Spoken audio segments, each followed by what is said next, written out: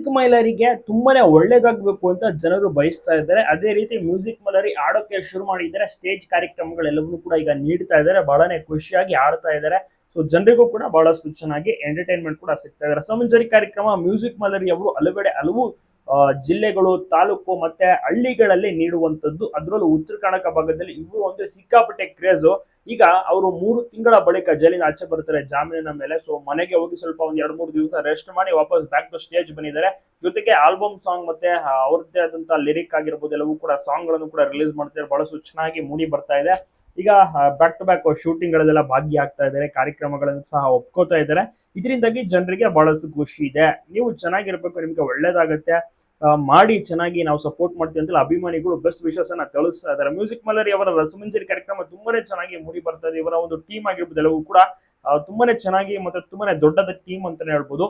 ಇವರು ಎಂಟ್ರಿ ಕೊಟ್ರೆ ಸ್ಟೇಜ್ ಮೇಲೆ ಜನರು ಕೇಕೆ, ಶಿಲೆ, ಚಪ್ಪಾಳೆ ಎಲ್ಲವನ್ನು ಕೂಡ ಆಗ್ತಾರೆ. ಮತ್ತೆ ಹೂವಿನ ಹಾರ ಸುರಿಮಳೆಯೂ ಕೂಡ ಬರುತ್ತೆ.